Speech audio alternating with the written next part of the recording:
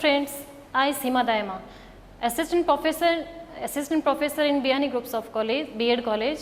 Today I present my lecture on e-learning. What is the meaning of e-learning? हम देखते हैं कि आज सूचना और प्रसारण तकनीकी का जाल इतना फैल चुका है जिसने मनुष्य के हर क्षेत्र को छू लिया है। उससे शिक्षा भी अपने आप में अछूता नहीं रहा है। हम देख रहे हैं कि आजकल जो शिक्षा प्रणाली चल रही है वो केवल परंपरागत शिक्षा प्रणाली नहीं है जिसमें केवल विद्यार्थी एक कक्ष में बैठकर मौन श्रोता की भांति सुनने का काम करता था।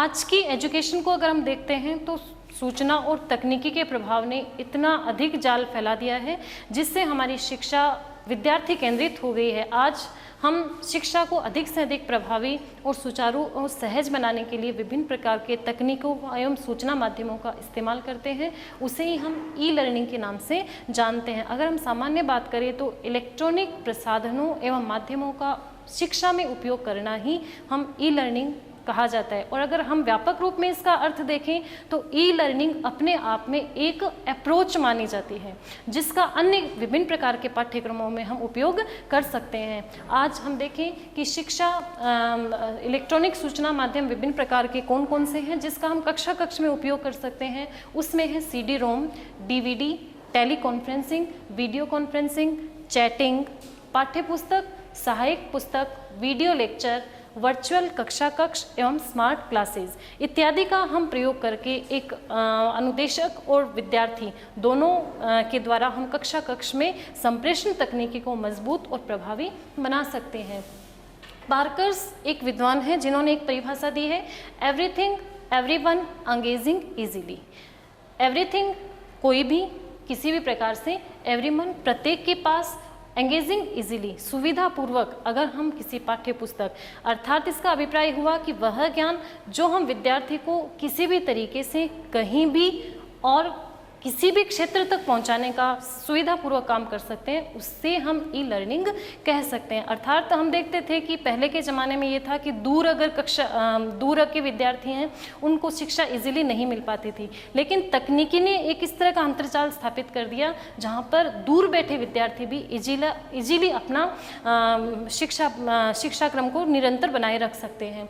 हम अगर बात करते हैं अकॉर्डिंग टू मुक्त एवं दूरस्थ शिक्षा परिषद UK के द्वारा कुछ विशेषताएं बताई गई हैं ई लर्निंग की, जिसमें हम बात करते हैं सबसे पहले विषय वस्तु डिजिटलाइजेशन शैली में प्रस्तुत करना। इसका अभिप्राय ये हुआ कि हम जो भी विषय वस्तु प्रस्तुत करते हैं उनमें तकनीकों का विभिन्न प्रकार के माध्यमों और सूचना तकनीकों का विभिन्न प्रकार से प्रयोग करें। दूसरा है उचित दृश्य श्रव्य सामग्री का प्रयोग करना, जिसके अंतर्गत हम देखते हैं OHP का प्रयोग करना, CDs का प्रयोग करना, वीडियो का प्रयोग करना, LED का प्रयोग करना, कैमरे या विभिन्न प्रकार के इलेक्ट्रॉनिक माध्यमों का प्रयोग करना। तीसरी बात हम देखते हैं इंटीग्रेटेड लर्निंग। इंटीग्रेटेड लर्निंग का मतलब है कि आज हमारी जो शिक्षा है वो केवल एक पक्षीय नहीं है, हम एक ही प्रकार का ज्ञान विद्यार्थियों के सामने नहीं प्रस्तुत करें। इसका अभिप्राय हुआ कि विभिन्न प्रकार के सराउंडिंग है, चाहे जैसे विज्ञान है, गणित है, भाषा है, इन सारे विषयों को हम एक साथ जोड़कर विद्यार्थियों के सामने प्रस्तुत करें। और यह तभी संभव है जब हम विभिन्न प्रकार के इलेक्ट्रॉनिक माध्यमों का शिक्षा में प्रयोग करें। थर्ड हम बात करते हैं कंप्यूटर आधारित लर्निंग। कंप्यूटर का शिक्षा में अधिक से अधिक प्रयोग करें। वर्चुअल कक्ष रूम का प्रयोग करें। Internet, intranet, extranet, Doordarshan, CD-ROM का शिक्षा में प्रयोग करना।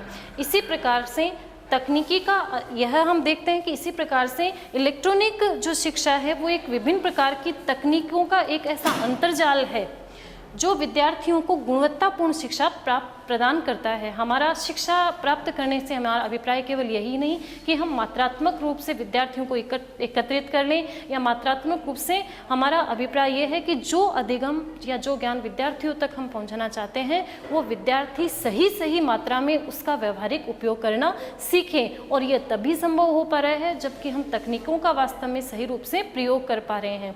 आज मान लीजिए कक्ष में टीचर नहीं आता है और दूसरे दिन अगर एक बच्चा लेक्चर मिस कर देता है तो हम इस तरह की तकनीकों का इस्तेमाल करें कि वह विद्यार्थी उस लेक्चर को दूसरे दिन भी इजीली या जब कभी उसको समय मिलता है उसको सुन सकता है।